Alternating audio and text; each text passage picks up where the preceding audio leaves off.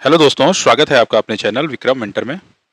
आज हम देखेंगे इंडियन ज्योग्राफी के महत्वपूर्ण प्रश्न, जो सीरीज आपकी चल रही है यूपीपीसीएस की। हम लोगों ने हिस्ट्री के कुछ प्रश्न किए, अब नंबर है ज्योग्राफी का। तो पहला प्रश्न आपके सामने स्क्रीन पे दे रखा है, निम्नलिखित में से कौन सा कथन गलत है। बताना है कि इनमें से कौन सा कथन गलत है। अरब सागर उत्तरी पश्चिम पठार में ज्वालामुखी विस्फोट का परिणाम है, जिसके परिणाम स्वरूप पश्चिमी भाग नीचे धंसकर हिंद महासागर जल से भरा हुआ है। हिंद महासागर ये जल से भर गया है। शिमला, डलहौजी, नैनीताल और मसूरी जैसी हिल स्टेशन लघु हिमालय में आते हैं। भारत की सबसे लंबी भू सीमा बांग्लादेश के साथ लगती है। भारत के सुदूरतम पश्चिम भाग में लवणीय दलदल पिमेलियन पॉइंट है। ठीक है, तो निम्न में से कौन सा गलत है, ये जो है पूछा गया है। तो देखिए, पहला जो है आपका बिल्कुल सही है। अरब सागर उत्तर पश्चिम पठार में ज्वालामुखी विस्फोट का परिणाम है, जिसके परिणाम स्वरूप पश्चिमी भाग नीचे धंसकर हिंद महासागरीय जल से भर गया। तो ये बिल्कुल सही हो जाएगा। शिमला, डलहौजी, नैनीताल और मसूरी जैसे हिल स्टेशन लघु हिमालय में आते हैं, बिल्कुल सही है। भारत की सबसे लंबी भूसीमा बांग्लादेश के साथ लगती है, बिल्कुल सही है। और भारत के सुदूरतम पश्चिम भाग में लवणीय दलदल पिमलेनियन पॉइंट है। तो बताते चले कि देखिए, इंदिरा पॉइंट जो है आप लोग पढ़े होंगे। ठीक है, इंदिरा पॉइंट के बारे में आप लोग पढ़े होंगे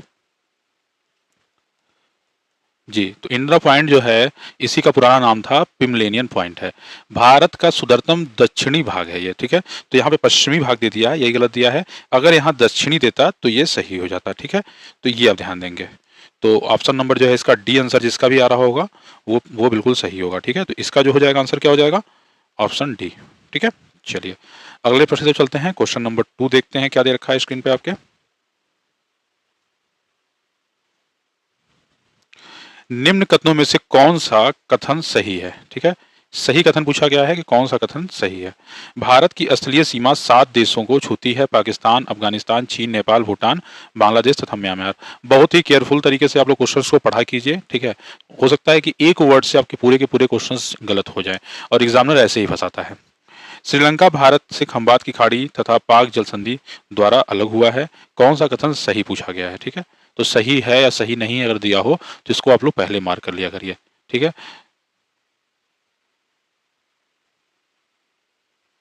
चलिए तो देखिए, देखते हैं फिर से। तो भारत की स्थलीय सीमा 7 देशों को छूती है, पाकिस्तान, अफगानिस्तान, चीन, नेपाल, भूटान, बांग्लादेश तथा म्यांमार।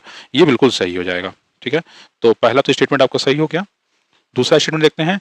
श्रीलंका भारत से खंबात की खाड़ी तथा पाक जल संधि द्वारा अलग होता है। तो श्रीलंका जो है भारत से खंबात की खाड़ी नहीं, मन्नार की खाड़ी। ठीक है, मन्नार की खाड़ी तथा पाक जल संधि द्वारा अलग होता है। ठीक है, और खंबात की जो खाड़ी है एक गुजरात के तटीय क्षेत्र में अरब सागर में स्थित है। तो खंबात की खाड़ी यहाँ गलत दिया हुआ है, तो इसका केवल एक सही हो जाएगा। तो ऑप्शन नंबर ए में दिया हुआ है केवल एक सही, तो ऑप्शन नंबर ए इसका बिल्कुल सही हो जाएगा। चलिए अब देखते हैं अगले प्रश्न की तरफ। क्वेश्चन नंबर 3 आपके स्क्रीन में दे रखा है, निम्नलिखित कथनों पर विचार करें। भारत का क्षेत्रफल लगभग कितना है, इसके बारे में दिया गया है। भारत का क्षेत्रफल लगभग 32.8 लाख वर्ग किलोमीटर है। भारत के दक्षिणी तथा भारत की वास्तविक दूरी लगभग 2900 किलोमीटर है। भारत के पश्चिम में अरब सागर तथा पूर्व में बंगाल की खाड़ी स्थित है। पूछा गया है कौन सा कथन सही है। केवल एक, दो, तीन, एक, तीन या ये सभी कथन सही हैं। ठीक है, तो देखिए, चलिए हम लोग एक किनारे से फिर से देखते हैं। स्टेटमेंट नंबर 1 क्या दे रखा है, इसको ध्यान देंगे। दिया है भारत का क्षेत्रफल लगभग 32.8 लाख वर्ग किलोमीटर है। तो ये बिल्कुल सही है, 32.8 लाख वर्ग किलोमीटर है। ठीक है, इसका तीसरा स्टेटमेंट दे रखा है, भारत के पश्चिम में अरब सागर तथा पूर्व में बंगाल की खाड़ी है। तो ये भी आपका बिल्कुल बिल्कुल सही है। ठीक है, बंगाल की खाड़ी अवस्थित है, पूर्व में सभी को पता है। लेकिन दूसरा कथन सही नहीं है, क्योंकि उत्तर से दक्षिण तक भारत की जो वास्तविक दूरी है वो आपका 3214 किलोमीटर है। ये ध्यान देंगे, 3214 किलोमीटर है। और पूर्व से पश्चिम की अगर बात करेंगे तो 2933 किलोमीटर है। 2933, तो ये कहाँ से है, तो आपका ईस्ट से लेके ईस्ट से वेस्ट तक है। और ये जो आपका है ये नॉर्थ से साउथ तक की दूरी है। ठीक है, तो इसमें दिया था उत्तर से दक्षिण तक भारत की वास्तविक दूरी, ये गलत दे रखा है, 3234 किलोमीटर है। तो पहला और तीसरा सही है। पहला तीसरा किसमें दे रखा है, तो ऑप्शन नंबर सी दे रखा है, तो ये बिल्कुल आपका सही हो जाएगा। ठीक है, चलिए आगे देखते हैं क्वेश्चन नंबर 4 की तरफ। प्रायद्वीपीय पठार से संदर्भित पहलुओं के आलोक में निम्नलिखित में से कौन सा कथन सही है। ठीक है, तो पूछा गया है प्रायद्वीपीय पठार से संबंधित, ठीक है, इसके बारे में जानना है आपको। कौन सा सामयिक पहलू यह है कि प्रायद्वीपीय क्षेत्र कैम्ब्रियन काल से ही पृथ्वी की भूपर्पटी का महाद्वीपीय भाग रहा है। नदी संबंध पहलू यह है कि इस क्षेत्र में अधिकांश नदियों ने अपने अपरदन का आधार तल प्राप्त कर लिया है और प्रायद्वीपीय क्षेत्र में प्री कैम्ब्रियन चट्टानों का अस्थायी जमाव है। तो कौन सा सही है? 1 2 3 सही है, 1 2 सही है, 1 3 सही है, या 2 3 सही है? क्वेश्चन नंबर 4 का बताना है। तो देखिए आपका प्रायद्वीपीय पठार के बारे में पूछा गया, तो तीनों ही कथन आपके सही हैं, क्योंकि सामयिक पहलू यह है कि प्रायद्वीपीय क्षेत्र कैम्ब्रियन काल से ही पृथ्वी की भूप्रपट्टी का भू महाद्वीपीय भाग रहा है, बिल्कुल सही है। नदी संबंध अगर पहलू हम देखते हैं, नदियों से रिलेटेड अगर बात देखते हैं, तो ये देखिए सामयिक समय के अकॉर्डिंग बात किया गया, इसमें नदी से संबंधित बात किया गया है। में अधिकांश नदियों ने अपने अपरदन का आधार तल प्राप्त कर लिया है और प्रायद्वीपीय क्षेत्र में प्री कैम्ब्रियन चट्टानों का अस्थायी जमाव है। ठीक है, तो ये चट्टानों से रिलेटेड बात कर ले, नदी से रिलेटेड और समय से रिलेटेड, तो तीनों में स्टेटमेंट आपका ये तीनों सही है। तो ऑप्शन नंबर ए जिसका भी आ रहा होगा 1 2 3 तीनों सही, वो बिल्कुल सही हो जाएगा। अगले प्रश्न चलते हैं, क्वेश्चन नंबर 5 देखते हैं। निम्नलिखित में से कौन सी चट्टान प्रणाली भारत में नवीनतम है? ठीक है, जो सबसे नवीन है, निम्न में से आपको बताना है। तो विंध्यन है, कुडप्पा है, धारवाड़ है और गोंडवाना है। तो क्वेश्चन नंबर 5 का जिसका भी आंसर आ रहा है डी, बिल्कुल गोंडवाना जिसका भी आंसर आ रहा है वो बिल्कुल सही है। देखिए पैलियोजोइक युग में कैम्ब्रियन से लेकर डेवोलियन युग तक का समय जो होता है वो प्रायद्वीपीय भारत में संरचनात्मक विकास के दृष्टिकोण में बहुत विशेष महत्वपूर्ण नहीं है। ठीक है, लेकिन इसी समय कार्बोनिफेरस पर्मियन युग में प्रायद्वीपीय भारत में गोंडवाना संरचना का विकास हुआ था। तो कार्बोनिफेरस पर्मियन युग में हुआ था, ये ध्यान रखेंगे। तो ऑप्शन नंबर डी इसका बिल्कुल सही हो जाएगा। क्वेश्चन नंबर 6 आपके सामने स्क्रीन पे है। निम्नलिखित कथनों पर विचार कीजिए। कथन दे रखे हैं, बैरन द्वीप ज्वालामुखी एक सक्रिय ज्वालामुखी है जो कि भारतीय राज्य क्षेत्र में स्थित है। बैरन द्वीप ग्रेट निकोबार के लगभग 140 किलोमीटर पूर्व में स्थित है। उपयुक्त में से कौन सा कथन सही है? तो देखिए बैरन द्वीप ज्वालामुखी एक सक्रिय ज्वालामुखी जो कि भारतीय राज्य क्षेत्र में स्थित है, बिल्कुल सही है। ऑप्शन नंबर 1 इसका बिल्कुल सही हो जाएगा। और बैरन द्वीप एक सक्रिय ज्वालामुखी है जो कि भारतीय क्षेत्र में स्थित है और बैरन द्वीप ग्रेट निकोबार के उत्तर में स्थित है। तो ये ग्रेट निकोबार से लगभग ये पूर्व दे रखा है, ये नहीं होगा, ये आपका उत्तर में स्थित है। ठीक है, ये आप ध्यान देंगे। तो आपका ये स्टेटमेंट गलत हो गया, केवल एक सही हो जाएगा। तो जिसका भी ऑप्शन नंबर ए आ रहा है वो बिल्कुल सही हो जाएगा। ठीक है, चलिए आगे देखते हैं क्वेश्चन नंबर 7 की तरफ। निम्नलिखित में से कौन सी विशेषताएं मध्य हिमालय या लघु हिमालय पर्वत श्रृंखला की है? तो मध्य हिमालय और लघु हिमालय पर्वत श्रृंखला के बारे में पूछा गया है। यह हिमालय पर्वत श्रृंखला सबसे अधिक असतत है। इस पर्वत श्रृंखलाओं का निर्माण मुख्यतः अत्यधिक संपीड़ित तथा परिवर्तित शैलों से हुआ है। तीसरा स्टेटमेंट आपका, ये तीसरा स्टेटमेंट है,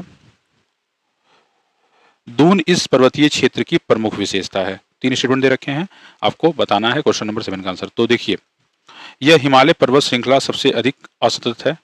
ठीक है, तो बिल्कुल सही हो जाएगा आपका। इसके बाद जो है इन पर्वत श्रृंखलाओं का निर्माण मुख्यतः अत्यधिक संपीड़ित तथा परिवर्तनशील शैलों से हुआ है, बिल्कुल सही हो जाएगा। ठीक है, दून जो है शिवालिक पर्वत श्रृंखला में पाए जाते हैं। तो ये जो है हिमालयन में नहीं होगा, हिमालयन या लघु हिमालय में नहीं है। दून जो दे रखा है ये आपका शिवालिक में है, यही आपका गलत हो गया। ठीक है, तो ये शिवालिक पर्वत श्रृंखला जो है उसमें पाया जाता है और मध्य हिमालय लघु हिमालय में नहीं पाया जाता है। तो एक तो दोनों सही है, तीसरा स्टेटमेंट आपका गलत हो जा रहा है। तो यहाँ पे ऑप्शन नंबर ए जिसका भी आंसर आएगा वो बिल्कुल सही हो जाएगा। आगे देखते हैं, हिमालय पर्वत में पाई जाने वाले निम्नलिखित श्रेणियों को दक्षिण से उत्तर की क्रम में सजाएं।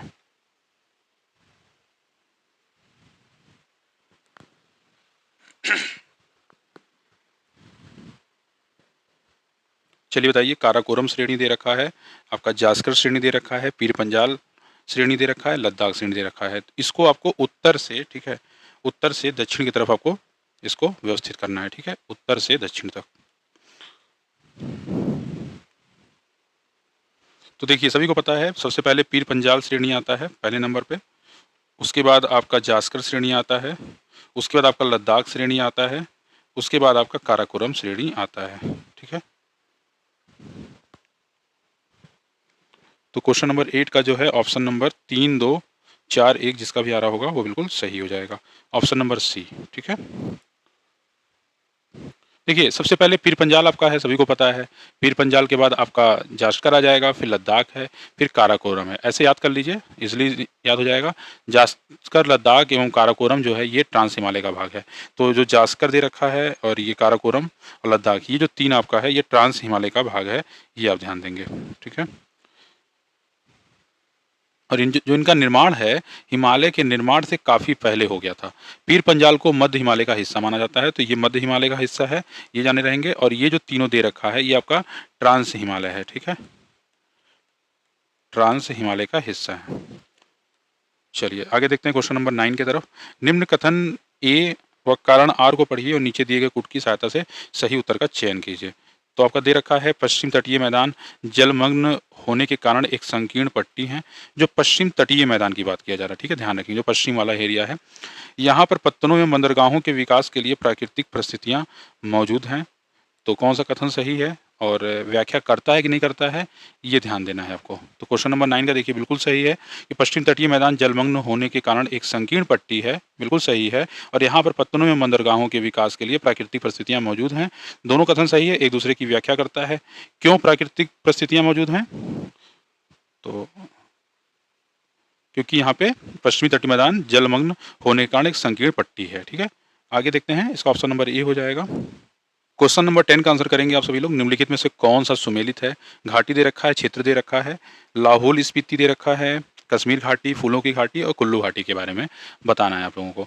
तो देखिए दे रखा है लाहौल स्पीति महान हिमालय व धौलाधर श्रेणी के मध्य स्थित है। तो ये जो है आपका लाहौल स्पीति जो है ये आपका महान हिमालय व धौलाधर श्रेणी नहीं, ये आपका मध्य हिमालय, ठीक है, ये आपका मध्य हिमालय के बीच में है, ठीक है, मध्य हिमालय के बीच में हो गया महान हिमालय और मध्य हिमालय के बीच में लाहौल स्पीति हो गया, स्पीति हो गया। फूलों की घाटी के बारे में देखते हैं, तो ये मध्य हिमालय व शिवालिक श्रेणी के मध्य दिया हुआ है। तो ये मध्य हिमालय व महान हिमालय के बीच है, शिवालिक नहीं, ये महान, ठीक है, महान हिमालय के बीच में है। कुल्लू घाटी के बारे में दे रखा है, ये महान हिमालय व धौलाधर श्रेणी के बीच में है, ट्रांस हिमालय नहीं है, ये धौलाधर, ठीक है, धौलाधर श्रेणी के बीच में। और आपका इसका आंसर सही बिल्कुल है, कश्मीरी घाटी पीर पंजाल व जास्कर श्रेणी के मध्य है, बिल्कुल सही आंसर हो जाएगा। तो क्वेश्चन नंबर 10 का ऑप्शन नंबर बी बिल्कुल सही है। चलिए बताइए, क्वेश्चन नंबर 11 आपके सामने है। निम्नलिखित में से कौन सुमेलित नहीं है? दे रखा है बनिहाल दर्रा है, फोतुला दर्रा है, खारदुला दर्रा है और जिलेबला दर्रा दे रखा है। कौन सुमेलित नहीं है? तो बनिहाल दर्रा पीर पंजाल श्रेणी बिल्कुल सही आपका है। फोतुला जास्कर श्रेणी बिल्कुल सही है आपका। खारदुला लद्दाख श्रेणी बिल्कुल सही है। और जिलेबला या जिलेब दर्रा जो है जिसको बोला जाता है कैलाश श्रेणी, ठीक है, ये आपका गलत दे रखा है। क्योंकि देखिए जिलेबला या जिलेब दर्रा जो है इसकी ऊंचाई 4267 मीटर है, ये ध्यान देंगे आप लोग। और भारत में सिक्किम के पूर्वी सिक्किम जिले तथा चीन में तिब्बत स्वायत्त क्षेत्र के बीच एक ऊंचा पर्वतीय दर्रा है। यह भारत को लहासा से जोड़ने वाले मार्ग पर है। तो ये आपका कैलाश श्रेणी बिल्कुल गलत हो जाएगा, ठीक है। ऑप्शन नंबर डी जिसका आंसर आ रहा है वही सही होगा। आगे देखते हैं क्वेश्चन नंबर 12। भारतीय मरुस्थल में कौन सी स्थलाकृति पाई जाती है? तो पलाया झील, छत्रक चट्टाने, पर्वत स्कंद, स्थानांतरित रेतीले टीले, नग्न चट्टान संरचना। 1 2 3 1 2 4 2 3 4 5 1 2 3 4 5 कौन सा सही है? पूछा गया है भारतीय मरुस्थल में कौन सी स्थलाकृति पाई जाती है? तो बिल्कुल सही इसका देखिए एक जो है जो दिया हुआ है पलाया झील, ये आपका बिल्कुल सही है। इसके बाद छत्रक चट्टाने बिल्कुल सही है। स्थानांतरित रेतीले टीले, ठीक है, ये सब पाए जाते हैं। पर्वत स्कंद और नग्न चट्टान की संरचना ये नहीं पाई जाती है। तो ऑप्शन नंबर बी जिसका भी आंसर आ रहा है वो बिल्कुल सही हो जाएगा, ऑप्शन नंबर बी, ठीक है। 1 2 और 4। चलिए आगे देखते हैं हम लोग क्वेश्चन नंबर 13। भारत में पहचान किए गए प्रमुख प्रवाल भित्ति क्षेत्र हैं। कौन कौन से प्रमुख प्रवाल भित्ति क्षेत्र हैं? भारत में पहचान किए गए प्रमुख प्रवाल भित्ति क्षेत्र हैं। मन्नान की खाड़ी और कच्छ की खाड़ी, लक्षद्वीप और अंडमान निकोबार द्वीप समूह, सुंदरबन क्षेत्र, माजली द्वीप। तो कौन सा सही है आपका इसमें से? क्वेश्चन नंबर 13 का तो देखिए मन्नान की खाड़ी और कच्छ की खाड़ी, यहाँ पे आपका प्रवाल भित्ति क्षेत्र कहा जाता है इनको, ठीक है। लक्षद्वीप, अंडमान निकोबार द्वीप समूह बिल्कुल सही हो जाएगा। सुंदरबन क्षेत्र और माजुली द्वीप इनको नहीं कहा जाता है, तो इसका ऑप्शन नंबर ए जिसका भी आंसर आ रहा होगा वो बिल्कुल सही हो जाएगा। ठीक है, ऑप्शन नंबर ए। मन्नार की खाड़ी, कच्छ की खाड़ी, लक्षद्वीप और अंडमान निकोबार द्वीप समूह भारत में प्रमुख प्रवाल भित्ति क्षेत्र हैं। और जैसे सुंदरबन हो गया, ये मैंग्रोव वन के लिए, तथा माजुली जो है असम में ब्रह्मपुत्र नदी की एक द्वीप है। ठीक है, तो सुंदरबन आप सभी लोगों को पता है कि सुंदरबन क्यों जो है फेमस है, तो मैंग्रोव वनों के लिए फेमस है।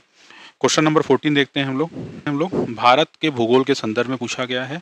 तो भारत का मरुस्थल केवल लूनी से लेकर जैसलमेर और जोधपुर के बीच विस्तृत है। तो ये आपका गलत है, ये स्टेटमेंट पहला आपका गलत हो जाएगा। सिंधु गंगा के मैदान महान जलोढ़ मृदा के क्षेत्र में और उत्तर में हिमालय को दक्षिण में प्रायद्वीपीय से अलग करते हैं, बिल्कुल सही है आपका। पश्चिम तटीय पट्टी पूर्वी तटीय पट्टी की तुलना में संकीर्ण है, बिल्कुल सही है। ठीक है, संकीर्ण है। देखिए, भारत का जो मरुस्थल है ना, ये आपका दो भागों में बटा हुआ है, एक बड़ा मरुस्थल, एक छोटा मरुस्थल। ठीक है, तो बड़ा जो मरुस्थल है उसका विस्तार कच्छ के रन के किनारे से उत्तर की ओर स्थित लूनी नदी तक है और पूर्वी राजस्थान सिंध सीमा इसी से होकर गुजरती है। छोटे मरुस्थल का विस्तार जैसलमेर और जोधपुर के बीच लूनी से उत्तर पश्चिम तक है। तो आपका स्टेटमेंट नंबर 1 गलत हो जाएगा, 2 और 3 सही होगा, इसलिए ऑप्शन नंबर बी इसका बिल्कुल सही हो जाएगा। आगे देखते हैं क्वेश्चन नंबर 15, निम्नलिखित में से कौन महाराष्ट्र में स्थित है? तो बालाघाट श्रेणी, हरिश्चंद्र श्रेणी, मांडव श्रेणी, पहाड़ियाँ, सतमाला पहाड़ियाँ। क्वेश्चन नंबर 15 का आंसर देंगे, तो ये आपका मांडव पहाड़ियाँ जिसका आंसर आ रहा होगा, महाराष्ट्र में स्थित नहीं है। बाकी बालाघाट, हरिश्चंद्र और सतमाला पहाड़ियाँ ये सभी आपका महाराष्ट्र में अवस्थित है। ठीक है, और मांडव पहाड़ियाँ आप लोग के दिमाग में आ रहा होगा कहाँ पे है, तो ये आपका गुजरात में अवस्थित है। जिसको इसका आंसर पता था तो काफ़ी अच्छा। चलिए आगे देखते हैं क्वेश्चन नंबर 16 को। निम्नलिखित में से कौन सिंधु की सहायक नदी है? जास्कर, श्योक, दीफू, हुंजा दे रखा है, तो कौन सा जो है सिंधु की सहायक नदी है? तो इसमें देखिए बिल्कुल जास्कर नदी है, श्योक नदी है, लेकिन इसमें आपका जो ये दीफू नदी दे रखा है ये इसकी सहायक नदी नहीं है। बाकी हुंजा नदी है, तो जिसका भी ऑप्शन नंबर 1, 2, 4 मतलब ऑप्शन नंबर डी आ रहा होगा वो बिल्कुल सही हो जाएगा। बता दें सिंधु की जो सहायक नदियाँ हैं वो जास्कर हैं, श्योक हैं, हुंजा हैं। और सिंधु नदी का उद्गम तिब्बत की मानसरोवर झील के निकट बोखर चू हिमानी से हुआ है। इसी नदी के प्रवाह मार्ग में बहुत सी हिमालयी नदियां इसकी सहायक नदियां हैं जो हिमालय से निकलती हैं, जिसमें जास्कर और हुंजा नदी बाईं ओर से मिलती हैं, श्योक नदी इसके दाईं ओर से मिलती हैं। दीफू नदी सिंध की सहायक नदी नहीं है, यह अरुणाचल प्रदेश में प्रवाहित होने वाली नदी है जो ब्रह्मपुत्र नदी की सहायक नदी है। तो ये आपका ब्रह्मपुत्र नदी सहायक नदी है, बाकी जास्कर, श्योक और हुंजा ये सभी आपकी सिंधु की सहायक नदियां हैं। आगे देखते हैं क्वेश्चन नंबर 17 दे रखा है, सूची 1 को सूची 2 से सुमेलित करें और नीचे दिए गए कूटों की सहायता से सही उत्तर का चयन करें। तो देवप्रयाग, विष्णुप्रयाग, कर्णप्रयाग, रुद्रप्रयाग दे रखा है और ये कहाँ किन नदियों के संगम पर स्थित है, ये प्रश्न तो बार बार पूछा जाता है। ठीक है, तो देवप्रयाग आपका अलकनंदा और भागीरथी बिल्कुल सही हो जाएगा। विष्णुप्रयाग आपका धौलीगंगा और अलकनंदा हो जाएगा। कर्णप्रयाग आपका अलकनंदा और पिंडार हो जाएगा और रुद्र प्रयाग जो है मंदाकिनी और अलकनंदा हो जाएगा। तो 1, 2, 3, 4 लाइन से ही आंसर दे रखा था, तो ऑप्शन नंबर ए इसका बिल्कुल सही हो जाएगा। क्वेश्चन नंबर 18 दे रखा है, नदियों तथा सहायक नदियों का निम्नलिखित में से कौन सा युग्म सुमेलित नहीं है? गोदावरी, इंद्रावती, गंगा, पेनगंगा, कृष्णा, भीमा, लूनी, सुकरी। क्वेश्चन नंबर 18 का, तो पेनगंगा जो है गोदावरी की सहायक नदी है, सभी लोग जानते हैं, तो ये गंगा का ना होके पेनगंगा गोदावरी हो जाएगा, यही आपका आंसर हो जाएगा। ठीक है, ऑप्शन नंबर डी इसका आंसर हो जाएगा। तो आपका गोदावरी जो है बिल्कुल सही है, इंद्रावती, लूनी, सुकरी, कृष्णा, भीमा। ठीक है, क्वेश्चन नंबर 19 देखते हैं, गंगा नदी की निम्न सहायक नदियों पर विचार कीजिए, गंडक, कोसी, घाघरा और गोमती। उपयुक्त नदियों का पूर्व से पश्चिम की ओर सही अनुक्रम निम्नलिखित। तो देखिए पूर्व अगर इधर माना जाता है, पूर्व इधर है, तो पश्चिम आपका इधर हो जाएगा। तो पूर्व से पश्चिम की तरफ बताना है कि कौन सा सीक्वेंस बिल्कुल सही हो जाएगा। तो गंगा नदी की जो है उपयुक्त सहायक नदी जैसे कोसी, ठीक है, कोसी पहले नंबर पे आपका आ जाएगा पूर्व में। कोसी के बाद दूसरे नंबर पे गंडक आ जाएगा। ठीक है, थोड़ा सा और पश्चिम चलेंगे तो आपको घाघरा मिलती आएगी, और पश्चिम चलेंगे तो आपको गोमती मिल जाएगी। तो इसका आपका ऑप्शन नंबर 19 का, जिसका भी 2, 1, 3, 4 आ रहा है, बिल्कुल सही हो जाएगा। चलिए अगले प्रश्न को देखते हैं। क्वेश्चन नंबर 20, सूची 1 को सूची 2 से सुमेलित कीजिए और सूचियों के नीचे दिए गए कूट का प्रयोग कर सही उत्तर को चुनना था आप लोगों को। तो इसमें देखिए भीमताल दे रखा है, अष्टमुदी दे रखा है और गोहना दे रखा है, लैग और लुनार दे रखा है। और झील के प्रकार किस तरीके के हैं, तो लैगून है, भूस्खलन है, विवर्तनिक है या क्रेटर दे रखा है। क्वेश्चन नंबर 20 का क्या हो जाएगा आंसर आप लोग का? तो देखिए भीमताल विवर्तनिक हो जाएगा, अष्टमुदी आपका क्रेटर हो जाएगा, गोहना आपका लैगून हो जाएगा और लोनार आपका भूस्खलन हो जाएगा। तो 3 4 1 2 किस में है?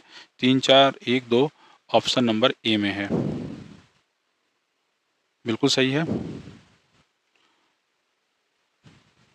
भारतीय उपमहाद्वीप की 3 महत्वपूर्ण नदियों का स्रोत बृहद हिमालय में मानसरोवर झील के निकट है। निम्न में से कौन सी वे नदियां हैं?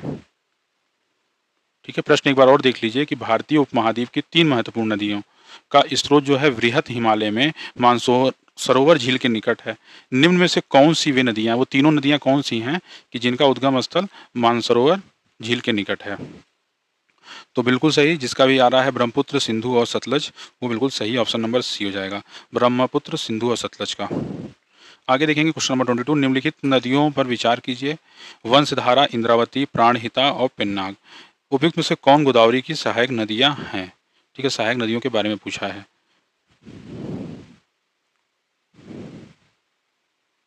तो क्वेश्चन नंबर 22 का हो जाएगा प्राणहिता और पेन्नार। ठीक है, ये बिल्कुल सही हो जाएगा, गोदावरी की सहायक नदियां हैं, तो इसका ऑप्शन नंबर डी हो जाएगा। गोदावरी जो है प्रायद्वीपीय भारत की सबसे बड़ी नदी है, तो गोदावरी प्रायद्वीपीय भारत की सबसे बड़ी नदी है और प्राणहिता और पेन्नाग हो जाएगा इसका आंसर। चलिए क्वेश्चन नंबर जो है 23 देखते हैं। सूची 1 को सूची 2 से मिलाना है।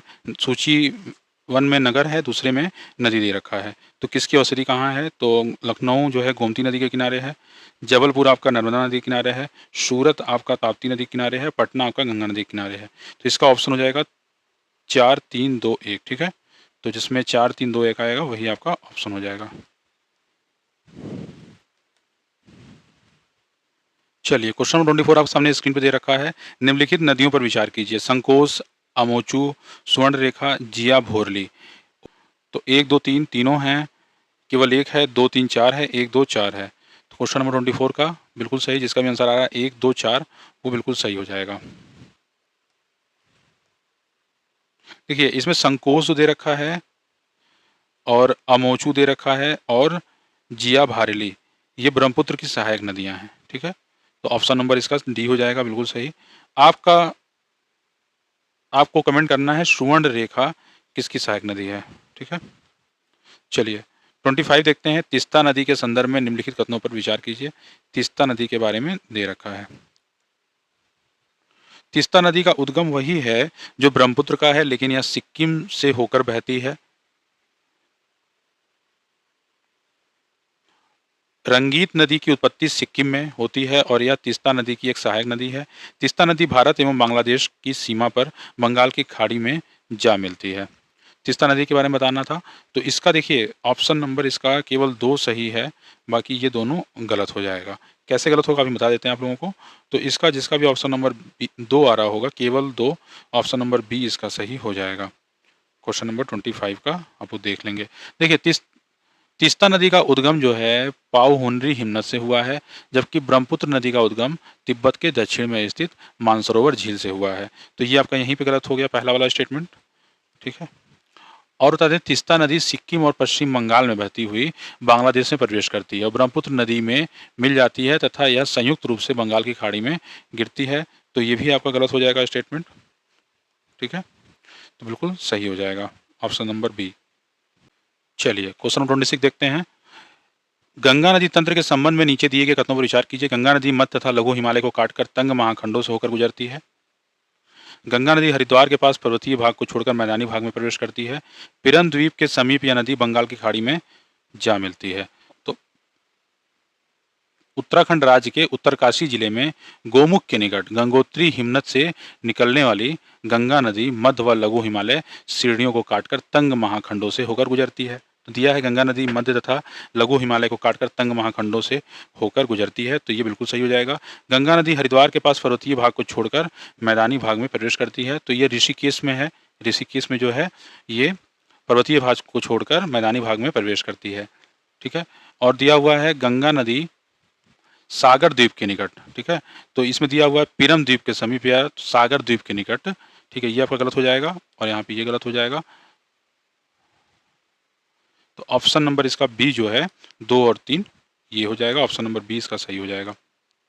27 देखिए, प्रायद्वीपीय नदियों एवं उनके उद्गम स्थलों के संबंध में सूची 1 को सूची 2 से मिलाइए।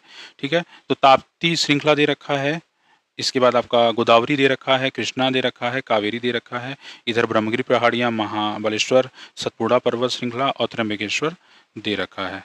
तो बताना है आप लोगों को। तो देखिए बताते चले आपको, ताप्ती श्रृंखला सतपुड़ा पर्वत श्रृंखला हो जाएगा, ताप्ती श्रृंखला। इसके बाद आपका गोदावरी त्र्यंबकेश्वर बिल्कुल सही हो जाएगा। कृष्णा की बात करेंगे तो महाबलेश्वर सही हो जाएगा। कावेरी की बात करेंगे तो ब्रह्मगिरी पहाड़ियाँ बिल्कुल सही हो जाएगा। तो इसका 3 4 1 2 3 4 2 1 होगा, ऑप्शन नंबर डी में दिया हुआ है, ये बिल्कुल सही हो जाएगा क्वेश्चन नंबर 27 का। क्वेश्चन 28 देखते हैं, निम्नलिखित में से कौन सी लैगून है। ठीक है, लैगून झील है, चिल्का झील, कोल्लूर झील, पुलिकट झील और पेरियार झील दे रखा है। ऑप्शन नंबर 28 का बताना है।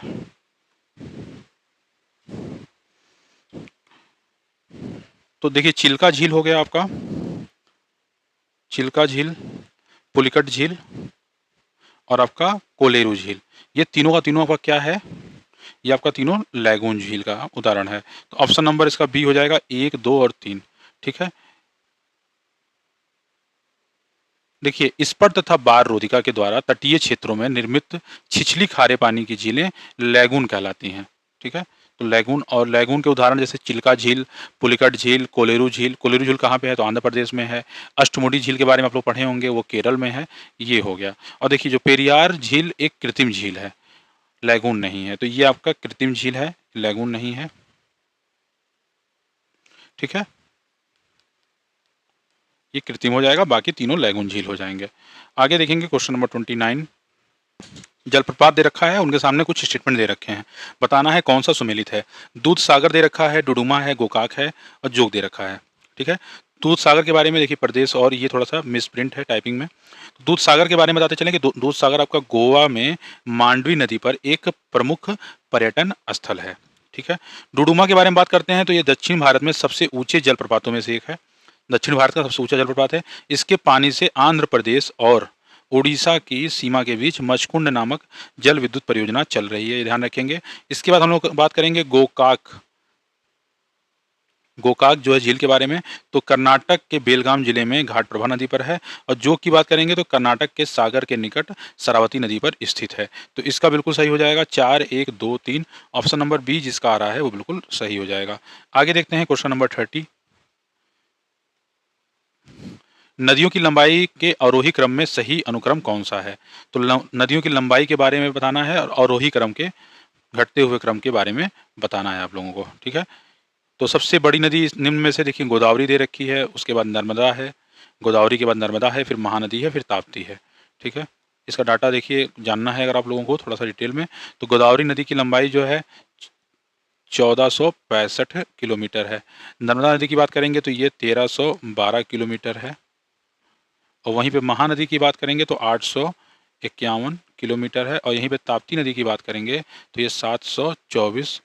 ठीक है, और इनमें से गोदावरी नदी सबसे बड़ी प्रायद्वीपीय नदी है। आगे देखेंगे क्वेश्चन नंबर 31 को, भारत की निम्नलिखित नदियों पर विचार कीजिए। बेतवा है, लूनी, चंबल, सुवर्ण रेखा। सुवर्ण रेखा के बारे में ऊपर हम पूछे भी थे आपसे, तो हम वेट कर रहे हैं आप लोग के आंसर का।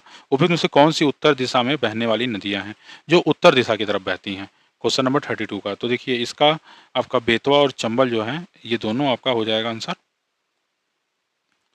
1 और 3 बिल्कुल सही हो जाएगा, ऑप्शन नंबर ए 1 और 3 दे रखा है। आगे देखते हैं क्वेश्चन नंबर 33 की तरफ, निम्नलिखित युग्मों पर विचार कीजिए। झील और उसकी अवस्थिति के बारे में बताना है आप लोगों को, कौन सा सही है या सुमेलित है कहेंगे। तो रेणुका झील, लोकटक झील और कालीवेली झील, तो ये आंध्र प्रदेश में है, मणिपुर और अरुणाचल प्रदेश, कौन सा सही होगा। तो देखिए लोकटक झील मणिपुर सभी को पता है, सब लोग काफ़ी अच्छे से पढ़ा चुके हैं, तो लोकटक झील कहाँ है तो बिल्कुल सही हो जाएगा। और रेणुका झील हिमाचल प्रदेश के सिरमौर जिले में अवस्थित है। तो ये कहाँ पे है? तो अरुणाचल में नहीं, हिमाचल में, हिमाचल में, ठीक है। और कालीवेली झील तटीय झील है जो कि तमिलनाडु के विलुपुरम जिले में स्थित है, और यह झील प्रायद्वीपीय भारत की बड़ी आर्द्रभूमियों में से एक है। तो आपका कालीवेली झील भी गलत हो गया, ये आपका तमिलनाडु में है। टीएन लिख दे रहे हैं शॉर्ट फॉर्म में, तमिलनाडु में है। आगे देखते हैं क्वेश्चन नंबर 34। निम्नलिखित में से कौन सा सुमेलित नहीं है? मणिकरण हिमाचल प्रदेश, ज्वालामुखी जम्मू कश्मीर, अनहोनी मध्य प्रदेश, ताप्ती पानी उड़ीसा दे रखा है। Question number 34। तो ज्वालामुखी गर्म जल स्रोत हिमाचल प्रदेश के कांगड़ा जिले में अवस्थित है। तो ये आपका जम्मू कश्मीर नहीं, हिमाचल प्रदेश हो जाएगा। हिमाचल प्रदेश के कांगड़ा में है ज्वालामुखी गर्म जल स्रोत। मणिकरण हिमाचल प्रदेश बिल्कुल सही है, अनहोनी मध्य प्रदेश बिल्कुल सही है, ताप्ती पानी उड़ीसा आपका बिल्कुल सही है। तो ये थी आज की क्लास। कैसी लगी हमें कमेंट अवश्य कीजिएगा। जो लोग चैनल पर नए हो चैनल को सब्सक्राइब कर लीजिएगा। और पीछे आपकी हिस्ट्री की वीडियो पड़ी हुई है, और बैक टू बैक हम सारे सब्जेक्ट के लगभग 25 प्लस प्रैक्टिस सेट कराने वाले हैं। उन प्रैक्टिस सेट को 2 या 3 पार्ट में डिवाइड करके कराएंगे, जिससे कि आप लोग को पढ़ने में भी ईजी रहे और ईजिली आप लोग कर लीजिए। तो आप लोग जो लोग नए हो चैनल को सब्सक्राइब कर लीजिएगा। वीडियो आपको पसंद आई हो तो लाइक कीजिएगा, अपने दोस्तों के साथ शेयर भी कीजिएगा। फिर मिलते हैं इंडियन ज्योग्राफी के पार्ट 2 में। बहुत बहुत धन्यवाद।